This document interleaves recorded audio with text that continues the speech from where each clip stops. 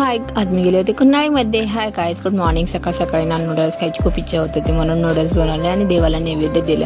देवाला नैवेद्य देऊन झाल्यानंतर मी पण नाश्ता करून घेतला आणि त्यानंतर आईला पण नाश्ता करून दिला आणि आम्ही निघालो गाईज. आणि दादा आला होता आणि दाद्यासोबत आज ना मला कुन्हाळीमध्ये जायचं होतं, कारण की गाईज खूप तिकडे घाई आणि पाहुणे होते, त्यामुळे ना मी चार्जिंग घ्यायची विसरले आणि मी घरी आले. चार्जिंग न घेताच घरी आले. त्यानंतर मी आईला सांगितलं की कॉल करून सांग कोणाला तरी चार्जिंग घेऊन यायला.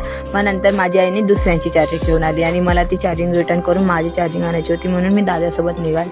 मग आईला सोडला आणि मी आणि दादा गप्पा मारत मारत जात होतो, कारण बस होती एकची. मग आम्हाला बस नाही सुटायला पाहिजे म्हणून आम्ही गेलो, पण बसच नाही आली होती. मग नंतर आम्ही बस नाही आली म्हणून थांबलो होतो आणि त्यानंतर बस आली आणि मी बसमध्ये बसलो, पण ती बस त्या गावची नव्हती, म्हणून परत आम्ही खाली उतरलो आणि वेट करत होतो बसचं. पण बस येत नव्हती, म्हणून मला वाटलं उशीर होईल, म्हणून मी ॲटोने जायचा विचार केला. आणि नंतर गाईज आम्ही ॲटो केली आणि आम्ही ॲटोमध्ये चाललो होतो. मग ॲटोमध्ये जाताना कळालं की बस येऊन गेली होती. मग त्यानंतर आम्ही पटकन गेलो आणि तिथे गेल्यानंतर ना गाईज सगळेजण ना क्रिकेट पाहत होते आणि त्यानंतर मी चार्जिंग घेतली आणि माझी आई जेवण बनवत होती. मग खूप ऊन पडलं होतं, म्हणून दुपारी मी घरीच थांबले होते आणि जेवण करून संध्याकाळी मी परत उमरग्याला निघाले आणि त्यानंतर बस स्टॉपवर गेलो आणि मी आणि दादा बसलो होतो बसचा वेट करत. बस आल्यानंतर आम्ही बसमध्ये बसलो आणि तिकडे एक आजी ना मस्तपैकी मोबाईल चालवत होती गाईज.